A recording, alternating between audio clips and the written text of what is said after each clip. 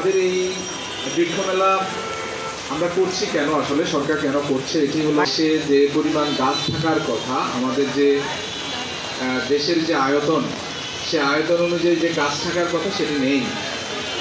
তো বন বিভাগ থেকে তারা প্রতিনিয়ত কাজ করছে, মানুষকে উদ্বুদ্ধ করছে। আমরা দেখি এখন শহুরে মানুষের ছাদ বাগান করার ক্ষেত্রে তারা অনেক সহায়তা করছে এবং শহরের মানুষকে চমৎকারভাবে ছাদ বাগান করছে, যে ছাদ বাগানে অনেক ধরনের শাকসবজি থেকে ফল ফলাদি এগুলো হচ্ছে। তো আমরা এই বৃক্ষ মেলার মাধ্যমে মানুষকে জাগ্রত করতে চাই, সচেতন করতে চাই, যাতে আমাদের যে মালিক নার্সারি ওনারদেরকে আমি ধন্যবাদ জানাচ্ছি যে তারা এমনকি বিজনেসের সাথে তারা জড়িত, যেটি আমাদের দেশের জন্য এই সবুজ শ্যামল একটি দেশের যে ঐতিহ্য সেটি ধরে রাখার জন্য এই ব্যবসাটা অনেক বেশি কাজে লাগবে। নার্সারির মালিকরা হয়তো অন্য কোনো ব্যবসা করতে পারতেন, কিন্তু সেটি না করে তিনি এই ব্যবসাটা করছেন দেশকে সবুজায়নের দিকে নিয়ে যাওয়ার জন্য।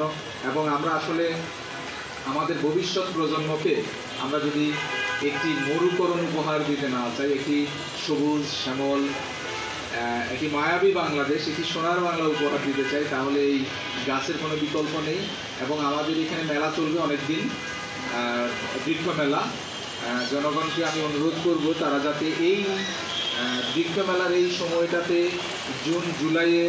জুলাই আগস্ট সেপ্টেম্বরের এই সময়টাতে তারা যেন অনেক গাছ লাগান। একটি মানুষ যদি 10টি করে গাছ লাগায় বাংলাদেশে, তাহলে কিন্তু 17 কোটি মানুষ কত 170 কোটি গাছ লাগানো হবে। তাহলে এটি অনেক বড় ব্যাপার। আমি মনে করবো আমরা এখানে যারা আছি প্রত্যেকে যদি অন্তত 10টি গাছ লাগাই, তাহলে কিন্তু আমি আমার সবুজ প্রকৃতি, সেই শস্য শ্যামল যে বাংলাদেশের স্বপ্ন আমরা দেখি, সেই বাংলাদেশ আমরা পাবো।